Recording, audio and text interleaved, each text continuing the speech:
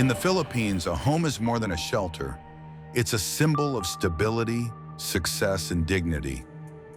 It's where families grow, where dreams take root, where life begins and unfolds.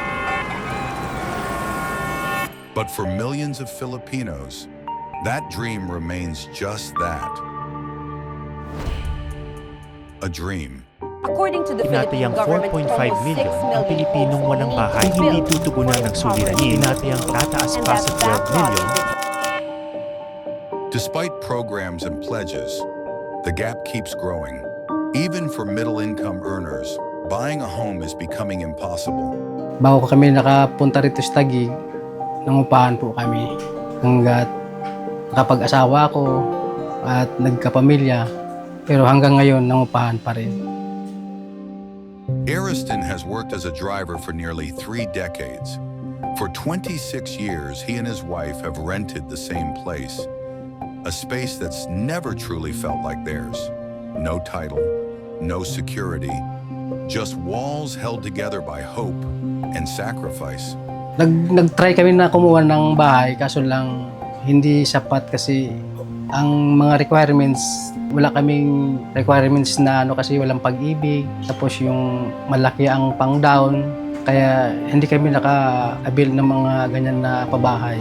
Saka isa pa po, sa ngayon, mas inuna namin yung pangunahing pangangailangan. Kaya na pambayad sa mga bills, sa pagkain, lalo na ngayon napakamahal ng mga bilihin. Mas napupunta doon yung aming kinikita. Like many middle-income families, Ariston and his wife tried to secure their own home, but the requirements were out of reach. In the Philippine market, down payments start low for socialized housing, but often reach $200,000 to $500,000 for affordable homes. For families like Ariston, already stretched thin by food, utilities, and rising costs, saving that much is nearly impossible. Noon kasi, may nag-alok sa amin na kumuha kami ng pabahay. Usually, somewhere from Laguna yun. And parang ma-encourage naman kami. Pero, yun nga, ang struggle talaga doon is equity. Una muna, reservation. Nakapag-raise kami ng pang-reserve doon. Tapos, nung mag-equity na kami, yun nga po, nagkaroon kami ng baby. So, na-focus kami sa baby na wala yung focusing namin sa pagbayad ng equity. Kasi parang, syempre, mas maraming pangangailangan. They tried, reserved a unit, started the dream. But life happened and that long-awaited house slowly slipped away. Equity payments had to wait. Survival came first. Yung pinag-down namin doon, parang biglang nawala kasi nagkaanak nga si Mrs. Kaya natigil namin yung kasi nagkaanak, kaya siyempre may pamilya na rin ako. Kaya hindi ko natuloy yung pagkuha doon sa Laguna ng pabahay. Kaya ito, nagtiyaga kami sa upa para matustusan ko yung ng anak ko.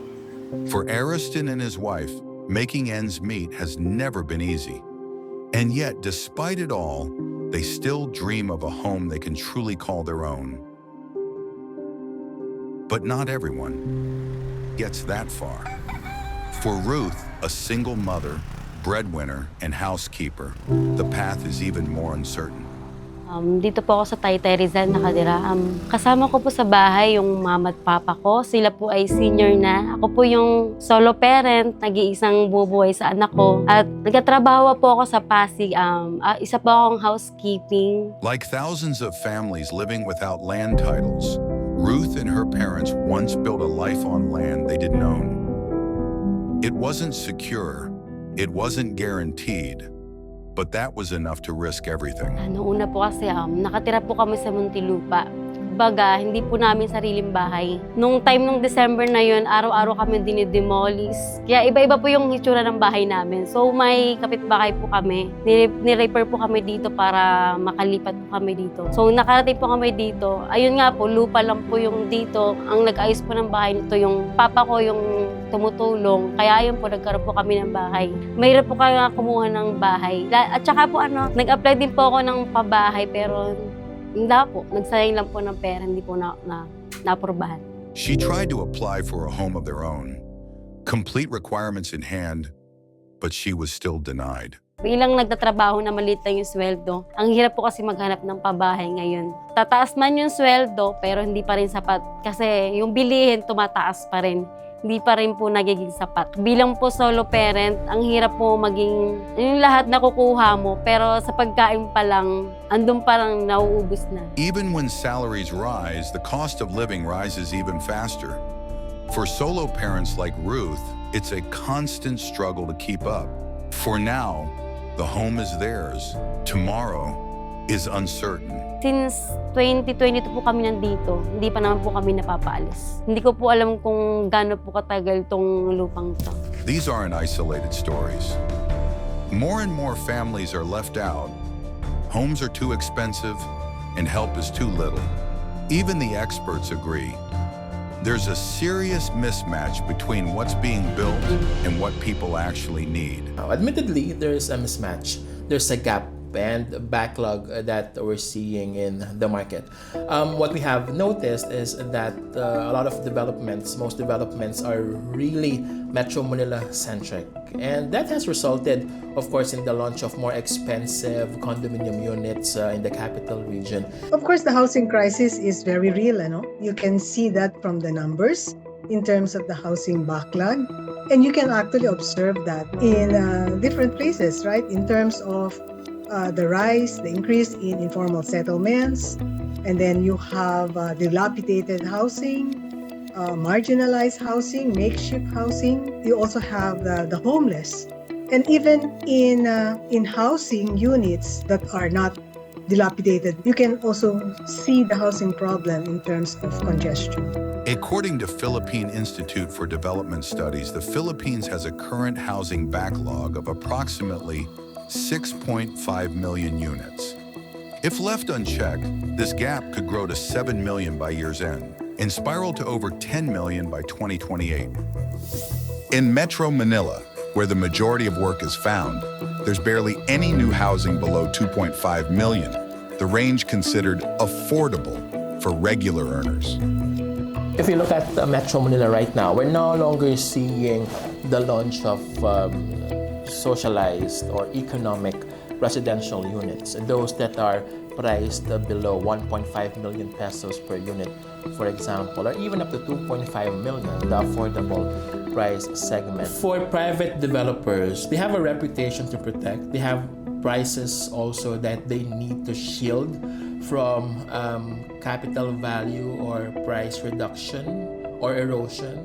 And we understand that, of course. They are private developers, some of them are listed companies, and they need to protect their bottom line, top line. I think what developers can do to really have an active participation in plugging this gap that we're seeing in the market right now is to complement the shift to suburbia that we have always been seeing. They have been launching outside of Metro Manila, and that's where they can partner with the government and develop these affordable, economic, socialized housing units, which can complement the well-established master plan communities that they already have outside of Metro Manila. The housing market continues to grow, but not in the direction most Filipinos need. For families like Ariston's or Ruth's, the reality is the same. What exists, they can't afford. And what they can afford doesn't exist, where they can live, work, or raise their children. Why did we end up in this situation? To me, the answer is really the mismatch between housing demand and housing supply. Actually, you can see that because in that market, which is the formal market for housing, they produce mainly housing for higher income group. So that's why you have now a glut. There's a lot of housing units that are unoccupied and are on sale, but this is actually for the upper income bracket. And then you have also socialized housing that's out there. It's being produced, but they're saying that the vacancy rate is about 40%. Sometimes it turns out to be that people leave also those areas or those housing that was being developed for socialized housing. They are not in areas where you have employment and and livelihood. For millions, that gap between what's built and what's needed feels personal.